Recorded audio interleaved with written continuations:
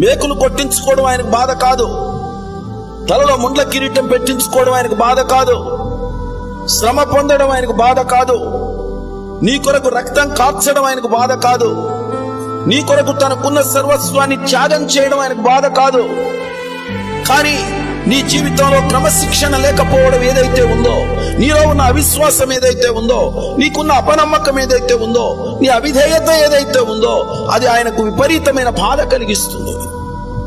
నీ కోసం త్యాగం చేసిన వాడి కోసం నువ్వు సమర్పించుకొని సరిగ్గా బ్రతకలేకపోవడం అనేది బాధ. నీ కొరకు తనకున్నది ఎంత ఖర్చు పెడుతున్నాడే ఆ వ్యక్తి కోసం నీవు సరి అయిన రీతిలో జీవించకపోవడం బాధ. నిన్ను ఒక అద్భుతమైన సాధనంగా తీర్చిదిద్దడం కోసం తన సర్వస్వాన్ని అప్పగించడానికి తను దివారాత్రాలు తన యొక్క జీవితాన్ని కష్టపరుచుకొని తన జీవితాన్ని వెచ్చించుకొని నీ కొరకు అర్పిస్తున్నటువంటి వ్యక్తి కోసం నీవు కనీసం కాసేపు శ్రద్ధాశక్తులతో, భయభక్తులతో, వినయ విధేయతలతో, ప్రార్థనాపూర్వకంగా వాక్య ధ్యానంలో నువ్వు గడపకపోవడం బాధ. మీకోసం, మీ ఆధ్యాత్మిక క్షేమాభివృద్ధి కోసం వారాల తరబడి, రోజుల తరబడి మీకోసం కష్టపడేటువంటి వ్యక్తులు ఉంటారు.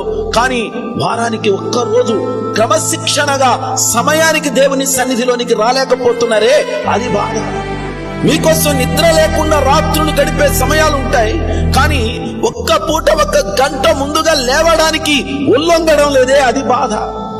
ఎక్కడ మన ఎదుగుదల? ఎక్కడ మన సమర్పణ? ఎక్కడ మన తీర్మానాలు? ఎక్కడ మనం అర్థం చేసుకున్నది? ఎక్కడ? ఏది మీకున్నటువంటి విధేయత? ఏది మీకున్న నమ్మకత్వం? ఏది మీకున్నటువంటి త్యాగ గుణం? అంత మాత్రమే కాదు, మీ ఆఫరింగ్ కాదు దేవునికి కావలసింది. మీ మాదిరికరమైనటువంటి, మీ ఎగ్జాంపులరీ లైఫ్ ఏదైతే ఉందో అది దేవునికి కావాలి. మీ త్యాగం దేవునికి కావాలి. మీ సమర్పణ దేవునికి కావాలి. మీ అంకిత భావం దేవునికి కావాలి. ఇది చాలా ప్రాముఖ్యం. క్రైస్తవ భక్తి అనేది ఏదో ఒక రిచువల్ కాదు, ఒక ఆచారం కాదు. ఇది అందరిలాగానే ఏదో ఒక రకంగా ఏదో ఒక సమయంలో చేసుకుంటూ పోతామనడానికి సమయం అవుతుంది, పర్లేదులే కాసేపు అయిన తర్వాత అనే ధోరణి కాదు మనకు ఉండవలసింది. ఇక కాలము బహు కొంచెంగా ఉంది కాబట్టి త్వరపడాలి అనే భావన ఉండాలి. నువ్వు త్వరపడాలి, మిగిలిన వాళ్ళని త్వరపరచాలి.